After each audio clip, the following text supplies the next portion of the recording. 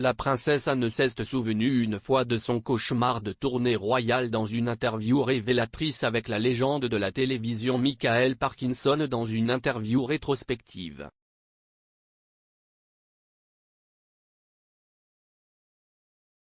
La semaine prochaine, la princesse Anne se rendra en Papouasie-Nouvelle-Guinée pour célébrer le jubilé de platine de la reine.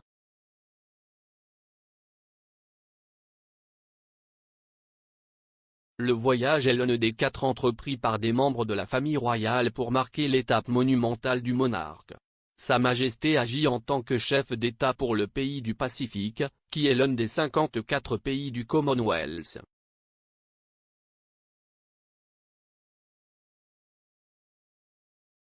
Plus tôt cette année, le gouverneur général, le grand chef Sir Bob Dadae, a déclaré dans un communiqué: « Nous sommes impatients de recevoir Son Altesse royale la princesse Anne. »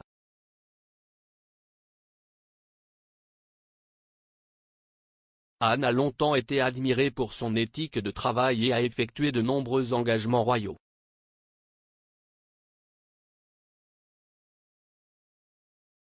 Un lecteur du Times, Tim O'Donovan, a récemment révélé qu'Anne avait effectué 387 engagements officiels stupéfiants en 2021, faisant d'elle la royale la plus occupée.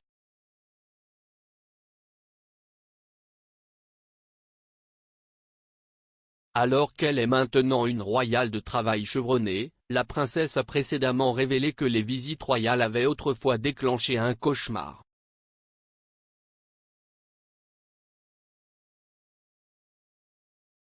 S'adressant à la légende de la télévision Michael Parkinson, la princesse royale a décrit un rêve vivant qu'elle a eu lors de sa première grande tournée royale en 1970.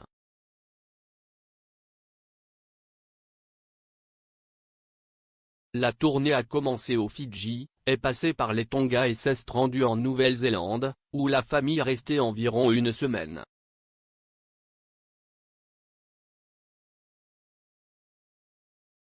Anne et son frère aîné, le prince Charles, étaient alors dans la jeune vingtaine et venaient de commencer leur carrière en tant que membres de la famille royale.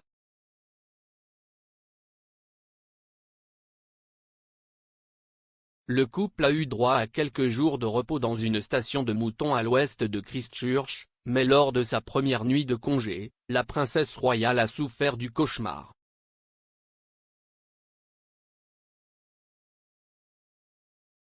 Se souvenant du rêve une décennie plus tard en 1980, Anne a déclaré: « Cette nuit-là, je me suis retrouvée, j'ai continué à essayer de me réveiller, parce que j'étais absolument convaincue que j'étais au milieu d'une pièce pleine de gens et que j'étais censé leur parler, et en fait ce que je faisais était allongé dans cette pièce pleine de gens et je ne pouvais tout simplement pas me lever pour leur parler. »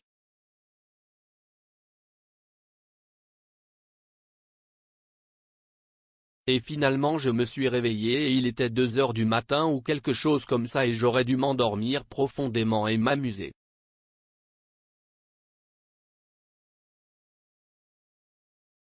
C'était une sorte de cauchemar assez vif.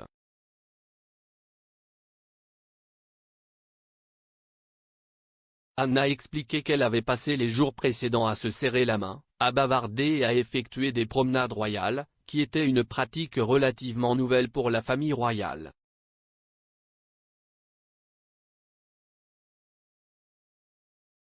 Elle a déclaré: « C'était toute une expérience.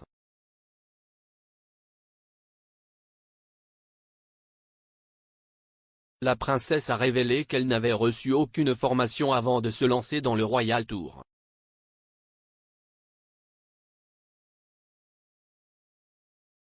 Elle a dit à Monsieur Parkinson: « Il n'y a pas d'école pour les tournées royales. J'ai peur que ça vienne avec l'expérience. »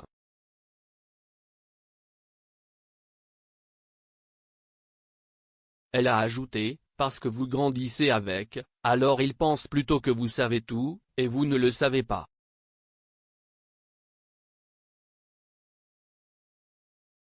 Anne a acquis beaucoup d'expérience au cours des 52 dernières années en tant que royale de travail dévouée.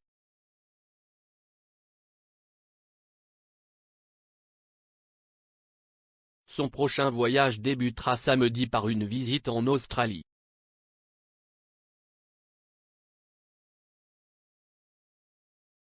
la fille unique de la reine sera l'invitée d'honneur du Sydney Royal Easter Show, qui commence vendredi.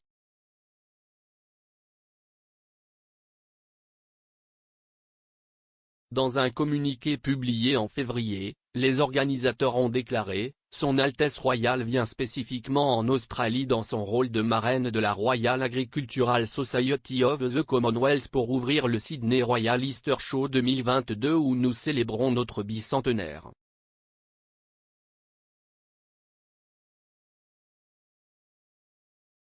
HRH a également ouvert le Sydney Royal Show de 1988 où nous avons célébré le bicentenaire de la nation.